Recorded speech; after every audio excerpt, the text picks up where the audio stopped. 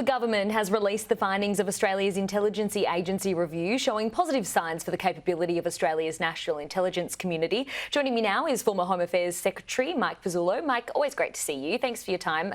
What do you make of this report? Good morning, Holly. In the brief few minutes I've had to read both the report and the government's response, I'm not surprised that the direction of travel for the community has been assessed as positive. We've got an excellent intelligence community with really patriotic, highly skilled Australian men and women in those agencies. I particularly want to commend the government. It seems to have accepted all of the recommendations from two very distinguished former colleagues, Heather Smith and Richard Maud.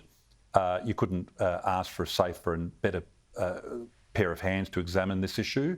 And two things, Holly, that I just want to draw attention to. There seems to be increased investment in our analytical capacity. I think in this bewildering, fast-changing, rapidly changing geostrategic environment, having an independent Australian analytical voice is very important so that ministers can get a view from those analysts, drawing on all the sensitive sources of information, plus all the open sources, and bringing that together analytically. And there also seems to be a very strong emphasis on bolstering our analysis of economic security issues, which I think is also critically important. So well done to both the reviewers and congratulations to the government for the investment that they appear to be making. Mike, I want to get your thoughts. How are changes of government in the EU, for example, and the US going to impact uncertainty in global affairs and foreign policy and our planning assumptions here in Australia? Well, the level of complexity probably from before the pandemic, going right back to probably the elevation of President Xi in China, changed Australia's geostrategic environment dramatically. What's now happening is that there's a whole lot of knock-on and consequential changes occurring with the advent of an administration in the US that is very clearly America first, and they're obviously moving on a whole lot of different fronts in ways that are unfamiliar and in some cases uncomfortable for allies and partners. You've got Europe coming to the realisation that it has to do more for itself, and you're seeing very dramatic changes in its geostrategic and geopolitical outlook within days and weeks.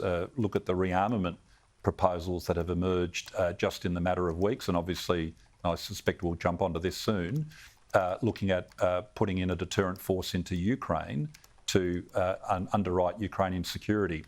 Closer to home, there's a lot of questions emerging about China's intentions, particularly about whether it's going to move on some of its territorial concerns to do with Taiwan and its annexation and other disputes in the East China Sea and the South China Sea. It is a bewildering time, and that's why I'm so pleased that more effort is being poured into our independent analytical capability, particularly within the Office of National Intelligence, which is just so important in terms of pulling all of this together and giving ministers an independent Australian view. Yeah, and especially in such an increasingly volatile geopolitical landscape too. I mean, when it comes to, I guess, the data and surveillance here, do you believe that we have the manpower to deal with this effectively and into the future? That's been remediated over time. Both this government and the predecessor governments, going right back to the Rudd government, the Gillard government, the three coalition governments, have over time steadily been building up our analytical and collection capability. I'll give you one example: the very significant boost to the resources, not in this review, but earlier, into the Australian Signals Directorate.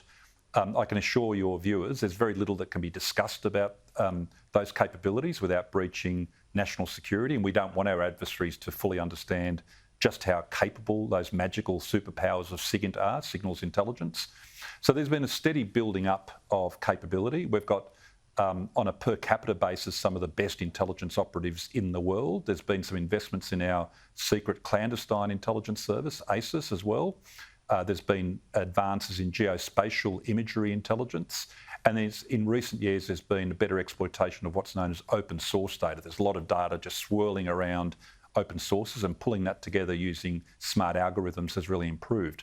I think what this review is all about is how do you put an analytical workforce over the top of that to make sense of that bewildering data. And full congratulations to governments of both political persuasions over about a 15-year period to be building up that capability. Now, could we use more analysts and more personnel? Absolutely, but there's always going to be a competition for that because we also need to build up our military, we need to put people into the armed services, we need more AFP. So it's always a juggling act, Holly.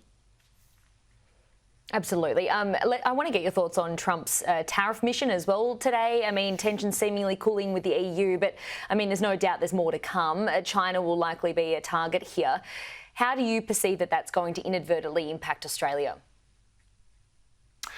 Well, I think we're in the preliminary stage of what's going to be a long, drawn-out geoeconomic clash. I think it really, we have to wait and see what happens in the tariff situation and the trade barrier situation as it relates to China. I think that's the big target that the Trump administration is going after. As we've talked about on this program before, China's predatory manufacturing practices, its subsidisation of its own industries and its use of quotas and dumping, etc., has created a circumstance, Holly, where China has in nominal terms about 20% of global GDP, but they're sitting on about 33% of global manufacturing production.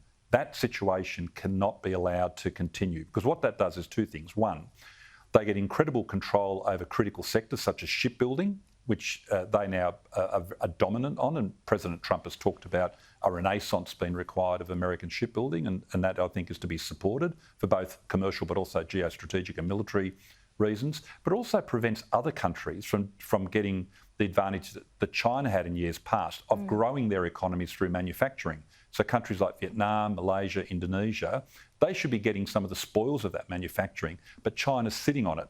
So I think whilst everyone's focused on bourbon and champagne and all the other measures that are being talked about, I think the big one that's coming is to see what the administration does about China.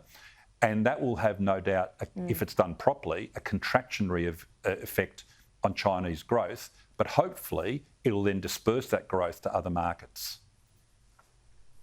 Okay, I want to also get your thoughts before we wrap things up here on Ukraine, of course. There's a lot happening there in regards to this temporary peace deal. While Zelensky may want a resolution there, I mean, there's so much volatility around Trump and then Putin's relationship too, and whether that puts the ceasefire at risk here. On the other side of this, I know that you've got some thoughts on this. Do you support sending Australian troops to Ukraine for a so-called peacekeeping mission here? Well, let's start with the situation on the ground in Ukraine first quickly. I think the best outcome would be to not see Putin rewarded for his aggression. And it seems to me the only way to really achieve that is through some sort of armistice where perhaps the territorial situation is frozen for a period of time and that Putin isn't just simply gifted territory that has been achieved essentially through an invasion, whether it's Crimea in 2014 or the eastern parts of Ukraine subsequently. Now, it remains to be seen as to whether that will be granted through the sort of the horse trading of territory.